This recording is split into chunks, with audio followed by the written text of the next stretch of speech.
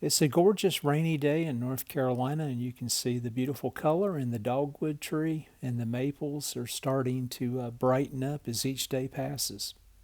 So it made for a great day to get into the shed, look at the 100 plus radios that still need to be restored. And here's just a few that I took photos of that I was considering grabbing, bringing back to the house, and throwing on the bench and taking a look at. So some are very common models, again, running out of room in the house to put the radios, so I need something just a little bit smaller. That Zenith 6S229, it's a very large tombstone. You can see some really cool radios here. Neat little pilot radio. Really want to get to this one from the, I think, 30 period. And many Philcos on the list, which I know will be time consuming with the old rubber wire issues, and a few Zeniths still left as well.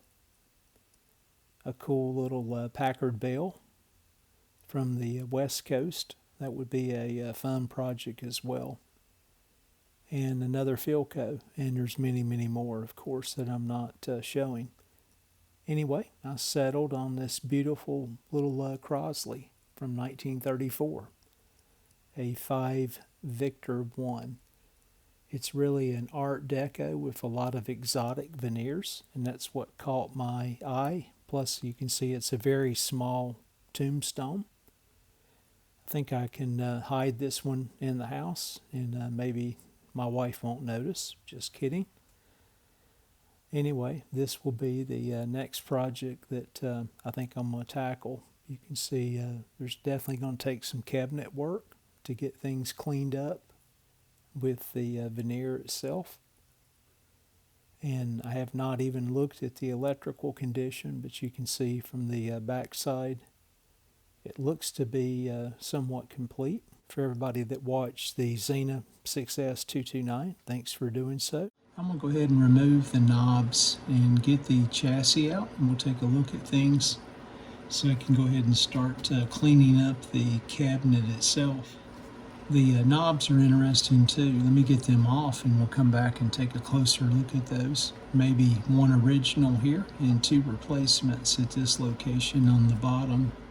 I think I answered my own question. These knobs appear to be made out of wood, and a small Allen wrench is needed to get those off. This one's being just a little stubborn, but I think I got it finally. I may have enough light. You can see the tuning condenser is free.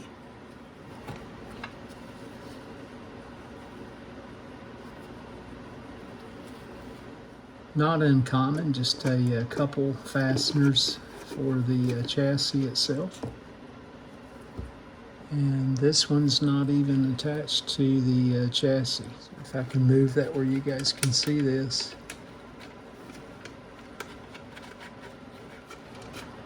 That's interesting.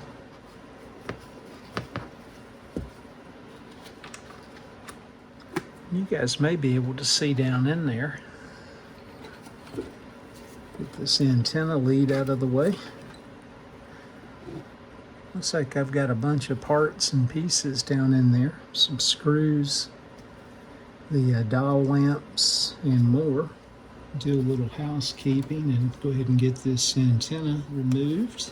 In addition, the line cord as well.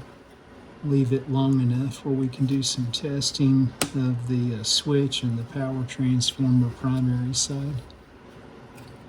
Somebody's had the cover off of the loudspeaker at some point, and I can see the wires are taped up. There's a little bit better angle of the chassis as found. As you can see, the leads going back to the loudspeaker, that is for the field coil output transformer, they've been spliced at this location. Maybe done that way at the factory since there's no plug. Who knows? And then a cap itself that goes over the connection points back to the loudspeaker. I'll look at that a little closer. Not bad. Just lots of dust, crud, Some surface rust, it appears. Again, this dating back to 1934, so all to be expected. Looks like I'm missing some tube shields based on the tube sockets that were used. So 1, 2, 3 tube shields are missing. And you can see the 3-gang tuning condenser that's used. And the big old power transformer. Let me look closer and see if I can get the loudspeaker disconnected. If not, I may go ahead and just cut the wires here at the point that they're taped up. We'll flip the chassis over underneath, take a closer look, see if this thing's been worked on at some point in its life. I love to look back at these old repairs that were made or attempts at repairing. You can see the first conductor removing the tape. No solder was used. The wires are just twisted together. So it's quite interesting. Here we have it. I think I'll go ahead and mark these up for now. And of course we'll double check to make certain that the connection was done correctly before we power this thing up after restoring the receiver. I'm going to just use some small clear tie wraps and just take my marker and make this one green. Each one, of course, will have a different color code. And again, before I put those wires back together or conductors back together, I'll be double checking just to make certain we know what we're hooking points A to point B to. Interesting, as you can see, all 4 conductors done the same way, just twisted together with a little bit of tape. We'll come back and look at the cabinet in detail in just a moment inside, but one of the old dial lamps. Let's go ahead and screw it back in place here. Looks like the tuning condenser probably had some grommets. You can see it's floating to a certain degree. Let me take this thing outside and see if I can rid myself of some of the debris on top, so I'm not scattering this stuff around the shop and sucking it down my lungs. Well, that looks a little bit better. Definitely getting rid of some of the dust and crud, and the color of the chassis itself is unusual. So I don't know if all that's rust or not. We'll do a cleanup on it in just a bit. Let me go ahead and pull the tubes out, set those aside for some testing, and just make a note of the tube locations. We'll match that up against the schematic to make sure if they were actually placed in correctly. Then we'll flip this thing over and take a look at it, see what it looks like underneath. Let's take a look at these in no certain order.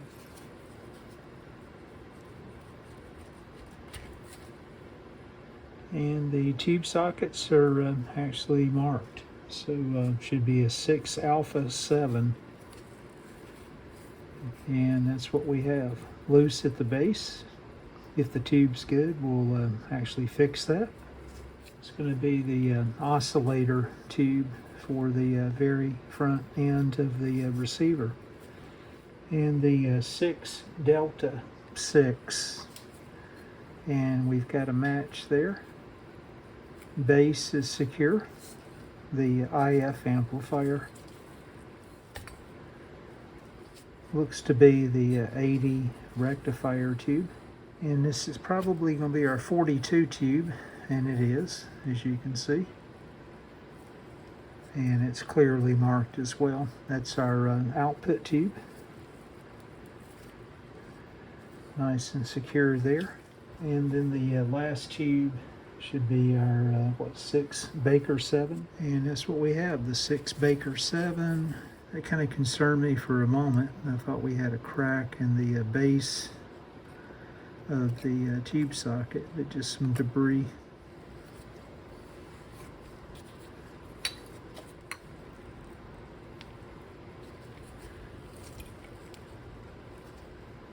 It's always exciting to take a look underneath these things for the first time. And you can see the old capacitors, the few that are there, in addition to the resistors as well. We'll look at this closer. Look at this big power resistor that's been placed here at this location. Someone's threw some paper in there as well.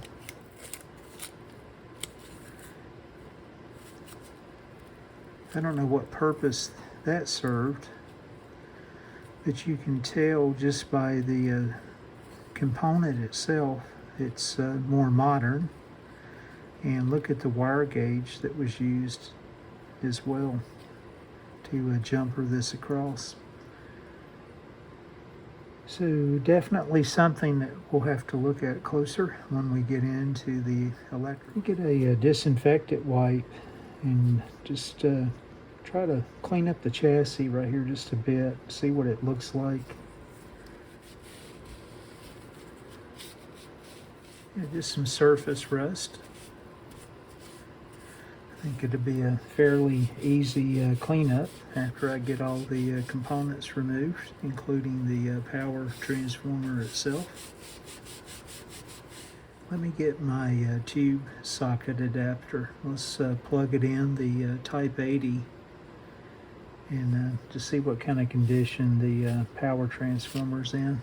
Make sure it's not open, and then we'll look at the primary through the switch as well and see what that looks like.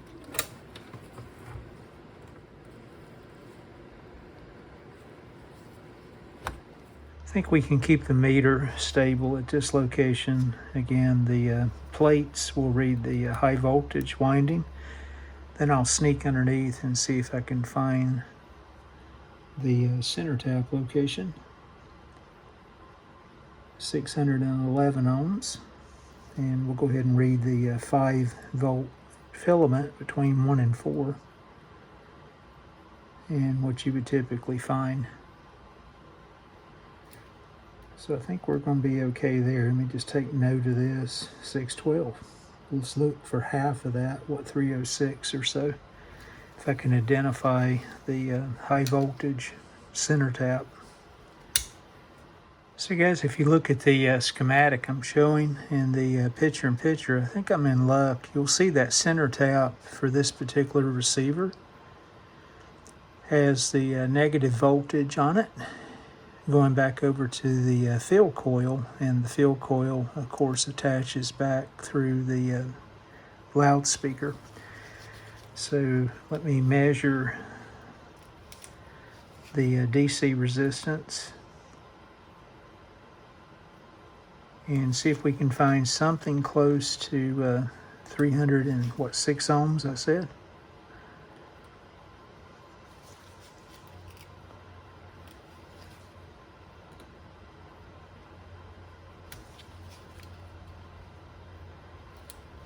Here's our last try. It has the highest resistance. We'll have more wire and be the most outer conductor as the transformers wound. So it's really just about turns ratio to get the correct voltage.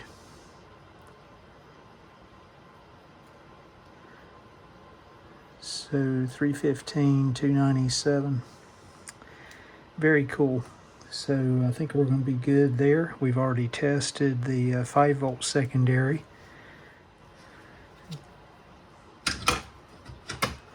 Grab a tube socket adapter. We'll just use the 6 Baker 7.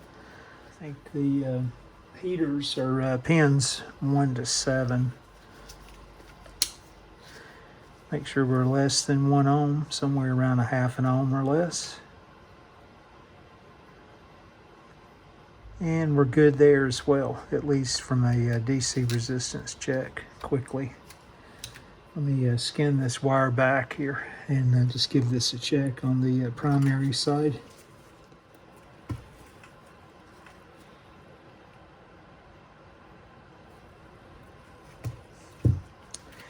And hopefully we'll find less than 20 ohms or so. Old transformer, so maybe it'd be more of it. Let's see what we've got. 11.2. We find the on-off switch.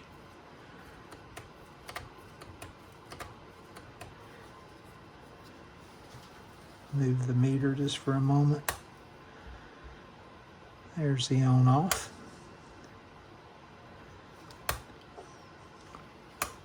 And it's working. That's cool. 11.7. So we may be in luck there. And the power transformer on a quick preliminary test looks to be functional and okay. That's great news. All right, we'll save the loudspeaker, the output transformer, and fill coil for the next video and pick up where we left off. That'll give me an opportunity to vacuum out the crud in there and see what else I can discover inside the cabinet. So guys, I took the cabinet outside, wiped the inside out with disinfectant wipes and dried it. Then I used some of the original Gojo hand cleaner on the cabinet, and you can see the beauty of the cabinet, even though it's got many issues with the veneer in the finish. But just gives you an idea of the exotic veneers that were used and the beautiful cabinet design. So hopefully I can patch this thing up and make it even more presentable in the future and get the chassis complete, make it play again, and this would be a beautiful little piece to sit around. I appreciate you guys watching. Take care.